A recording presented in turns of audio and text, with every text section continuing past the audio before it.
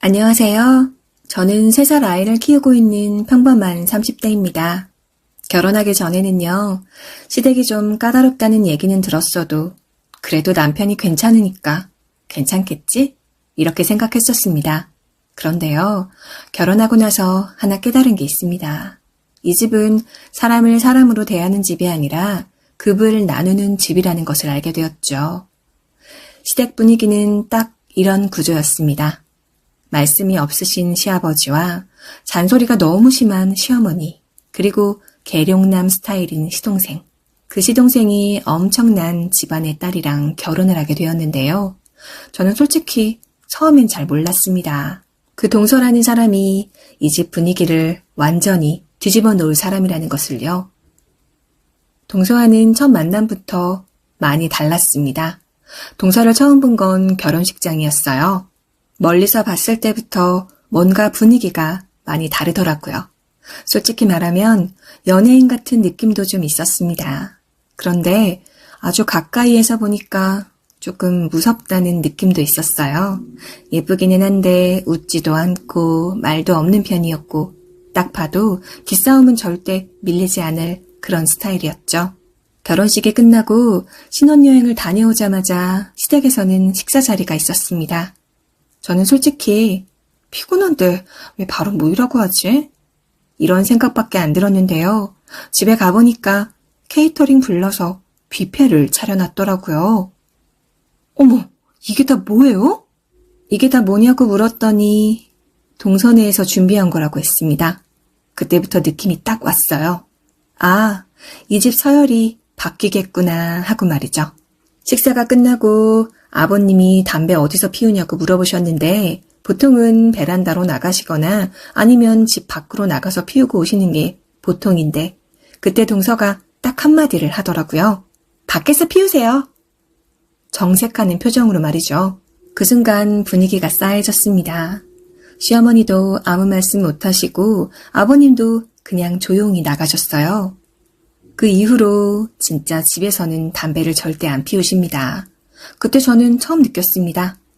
이 집에서 말이 통하는 사람이 있다는 것을요. 그 다음 주에는 친척들이 모여서 식사를 했습니다. 사촌 신우 애들이 소리를 지르고 뛰어다니고 난리였는데 그때 제가 조용히 해야 하지 않냐고 하니까 시어머님이 그러시더라고요. 애들인데 어떠니? 그냥 둬. 그런데요. 그때 동서 얼굴을 봤더니 표정이 점점 굳어지더니 시동생한테 영어로 뭐라고 하더라고요. 그리고는 저 잠깐 실례할게요. 이러고 나가버렸어요. 그리고 나서 한참을 안 들어오더라고요. 시어머니께서는 전화를 하라고 하니까 시동생은 그냥 올 때 되면 오겠죠. 이러고요. 결국 저희가 밥을 다 먹고 나서야 들어왔습니다. 늦게 들어온 동서를 본 시어머니는 결국 한 소리 하셨는데 애들 시끄러워서 밖에서 먹고 왔어요. 그 한마디에 아무도 아무 말을 못했습니다. 그 다음부터는 더 웃긴 일이 참 많이도 생겼어요. 동서는 시댁 행사에는 거의 오지 않았습니다. 제사 때도 안 오고 명절이 되어도 오지 않았어요. 그런데 시어머니는 동서한테 아무 말도 안 하십니다. 안 하는 게 아니라 정확히는 못하는 거겠죠? 어버이날이요. 저는 가서 일하고 음식하고 있는데 동서는 사람 시켜서 한우 세트를 보내더라고요. 그러면 시어머니는 그 선물을 받고 어머, 얘는 센스도 있지. 어쩜 이렇게 비싼 선물을. 그때 저는 설거지를 하다가 진짜 허탈함을 느꼈습니다. 돈이 정말 최고인가 싶더라고요. 그리고 최근 결정적으로 사건이 하나 있었습니다. 어머님 생신이라 다 같이 외식을 하게 되었는데요. 그날 동서가 아주 비싼 옷을 어머님께 선물로 사드렸어요. 그 옷을 입고 기분이 좋아지셨는지 어머님은 저한테 계속 뭐라고 하시더라고요. 얘, 너는 이런 거 안 입니? 후줄근하게 맨날 옷이 그게 뭐니? 솔직히 한두 번 듣는 말도 아니고 너무 익숙해서 그냥 넘겼습니다. 그런데 그때 또 동서의 얼굴을 봤더니 표정이 점점 안 좋아지더라고요. 그리고는 갑자기 제 옆으로 쓱 오더니 제가 입고 있던 가디건을 쭉 찢어버렸어요. 그때 순간 제 머리는 하얘졌습니다. 동서, 왜 이래? 저는 이 말만 했고 그 다음엔 아무 말도 잊지 못했어요. 그런데 동서가 너무 아무렇지 않게 말을 하더라고요. 어머, 이걸 어떡하지? 옷 새로 사야겠네요. 그리고는 저를 데리고 나갔습니다. 밖에 나가서 동서는 저에게 옷이랑 가방을 새로 사주고 집까지 직접 데려다 주었습니다. 저는 아직도 상황이 이해가 안 돼서 아니, 왜 그랬어, 동서? 이렇게 물었더니 그때 동서가 딱 한마디 하더라고요. 형님, 그 집에서 제일 문제가 누군지 아세요?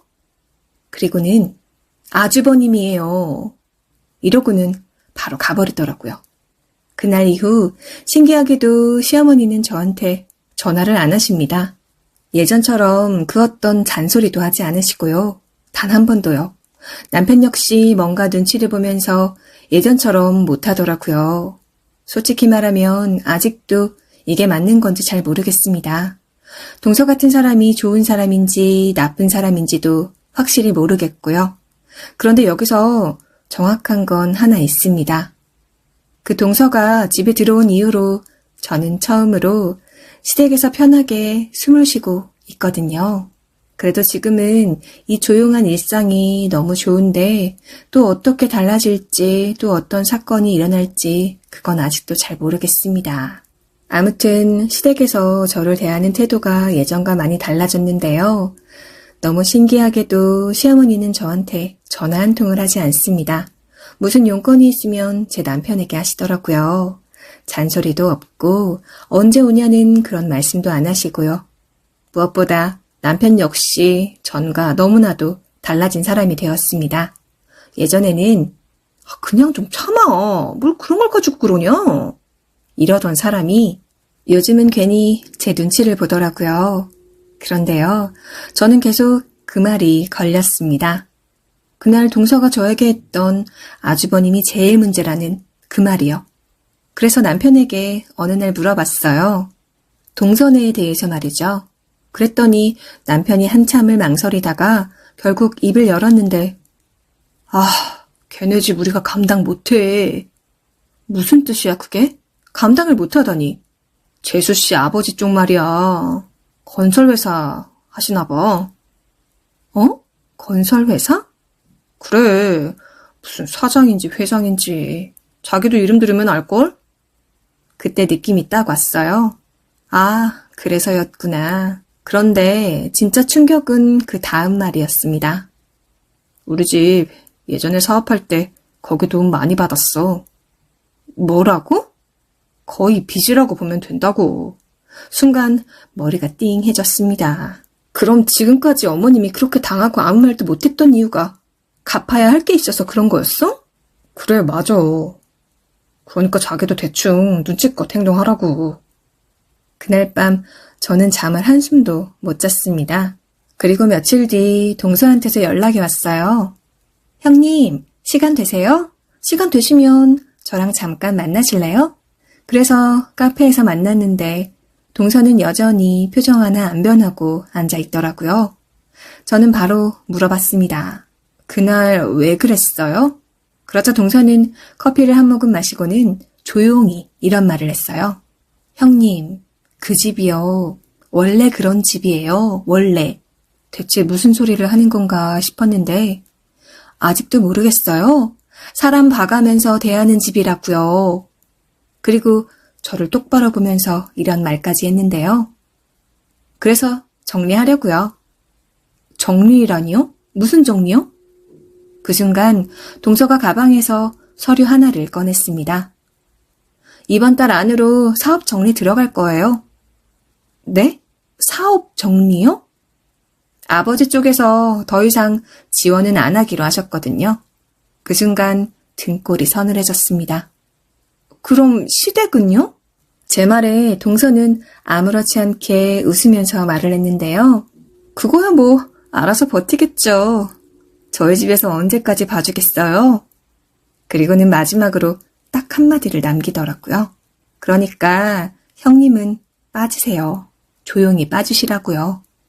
그날 이후 정말로 모든 게 무너지기 시작했습니다. 시댁 사업은 순식간에 흔들렸고 투자도 끊기고 거래처도 끊겼고요. 몇 달도 되지 않아서 완전히 무너지게 되었습니다. 그리고 그 와중에 남편이 저한테 말을 하더라고요. 우리 당신 돈 좀 써야 될 것 같은데 어쩌지? 그 순간 저는 웃음이 나왔습니다.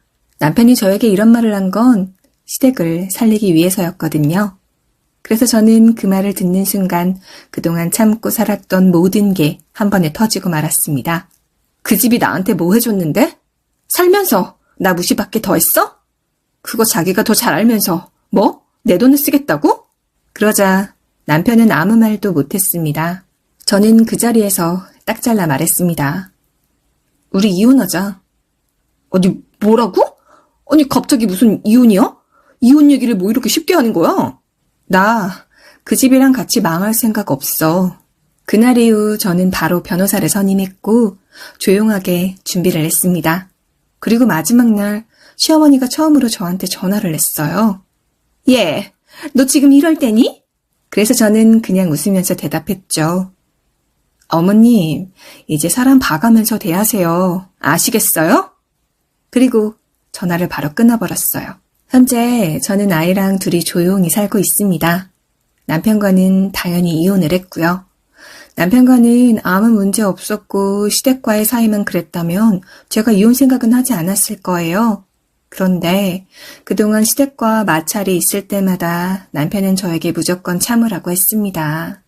동서가 들어와서 아무래도 제가 그동안 생각을 잘못하고 살았구나라는 걸 알게 된 것 같기도 하고요. 그리고 가끔 생각합니다. 그때 그 동서가 왜 제 옷을 찢었는지 말이죠. 이제는 조금 알 것 같아요. 그 집에서 버티지 말고 나오라는 신호였다는 것을요. 그리고 그 선택 덕분에 저는 망하는 집에서 빠져나올 수 있었습니다. 들리는 얘기로는 시댁이 완전히 망하게 되면서 남편이 그 빚을 다 감당하고 있다고 들었습니다. 어떤 사람은 힘들 때 같이 도와야 하는 게 아니냐고 했지만 그동안 제가 당한 게 너무 많아서 사실 그런 생각은 조금도 들지 않더라고요. 제 선택에 대해서 지금도 전혀 후회는 없습니다. 혼자 아이를 키워야 하는 게 때로는 힘들 수도 있겠지만 아직까지는 버틸만 해요. 앞으로도 씩씩하게 아이와 잘 살아가려고 합니다. 그러니 제 인생 응원 많이 해주세요. 그럼 제 사연은 여기서 마치겠습니다. 감사합니다.